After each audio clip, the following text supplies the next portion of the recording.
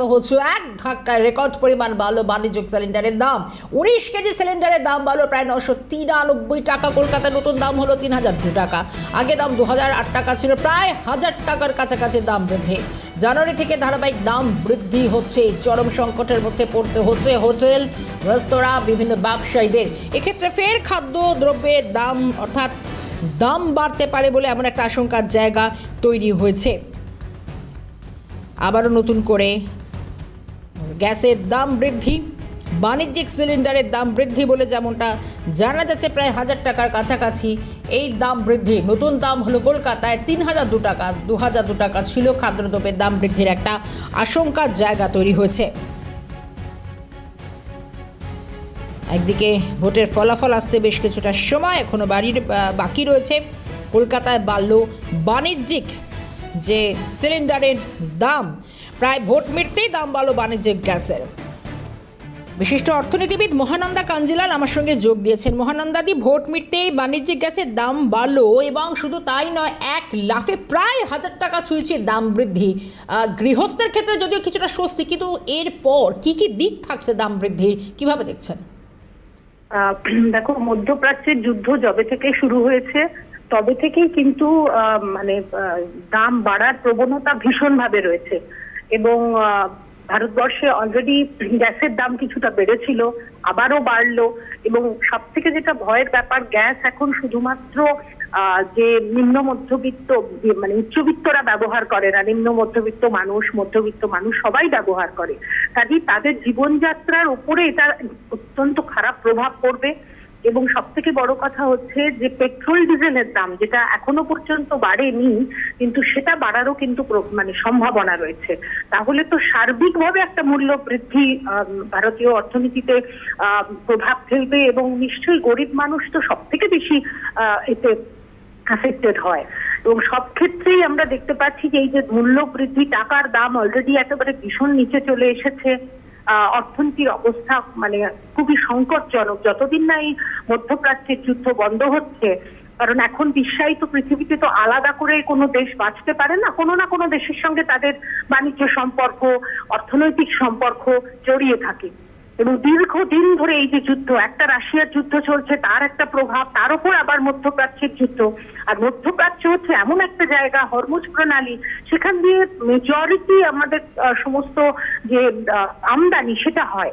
অর্থাৎ প্রাকৃতিক gas, petrol, diesel, কৃষকদের সারের যে উপকরণ, সব মিলিয়ে কিন্তু অর্থনীতির উপর একটা খুব চাপ রয়েছে।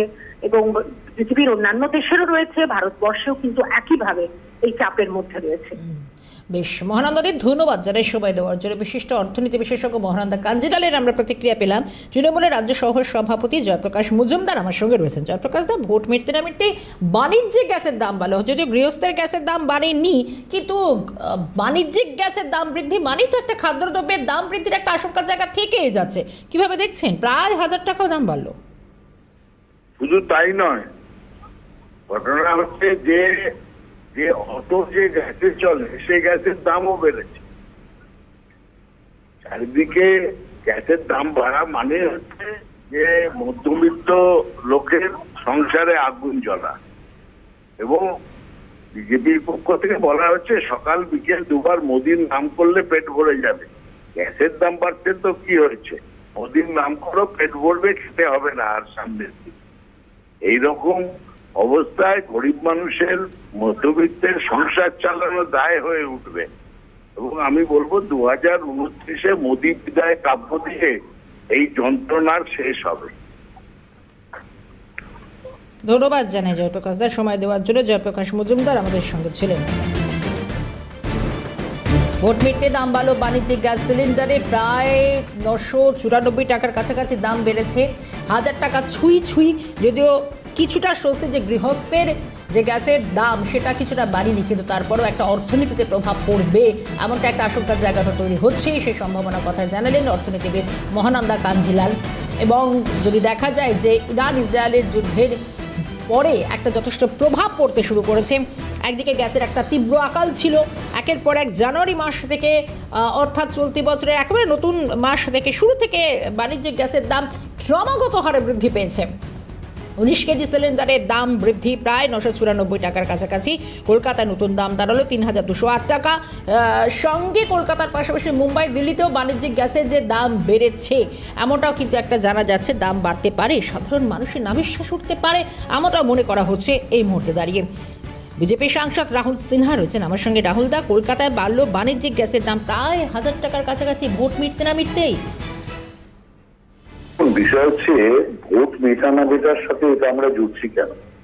সারা বিশ্বে কবে দাম বেড়ে গেছে? সারা বিশ্বে যেখানে দাম বেড়ে গেছে এবং সেখানে তেলের দামও বেড়েছে, গ্যাসের দাম বেড়েছে, অতএব বিশ্বের সাথে যে সংগতি রেখেই কিছুটা করতে হবে। তাও এতদিন ধরে কেন্দ্রীয় সরকার বিষয়টাকে যথেষ্ট সম্ভব সহ্য করার চেষ্টা করেছে, কিন্তু যখন আর উপায় থাকে না তখন তার কিছু করার থাকে না। সেই কারণে তৃণমূলের যদি অত মাথা ব্যথা হয়, অত চিন্তা হয়, তাহলে তৃণমূল কংগ্রেস যে শেষটা নিচ্ছে সেই শেষটা বাতিল করে দিক না। সারা দেশের মধ্যে সবচেয়ে বেশি শেষ দেয় তৃণমূল কংগ্রেস পেট্রোল এবং গ্যাসে, অত সেই শেষটা তুলে দিকেই সরকার, তাহলে দাম কমে যাবে। ধন্যবাদ রাহুল দা। বিজেপি সাংসদ রাহুল সিনহা ছিলেন আমাদের সঙ্গে। এক নাগারে যেভাবে দাম বৃদ্ধি হচ্ছে, ভোট মিটতে না মিটতেই দাম বাড়লো বাণিজ্যিক গ্যাসে। তবে শুধু কলকাতা নয়, এবং মুম্বাই দিল্লিতেও দাম বেড়েছে। 19 কেজি বাণিজ্যিক সিলিন্ডারের দাম এক লাফে অনেকটাই বেড়ে গিয়েছে বলে যেরকমটা জানা যাচ্ছে। কলকাতায় নতুন দাম, বর্ধিত দাম 3002 টাকা, 994 টাকার কাছাকাছি প্রায় দাম বেড়েছে।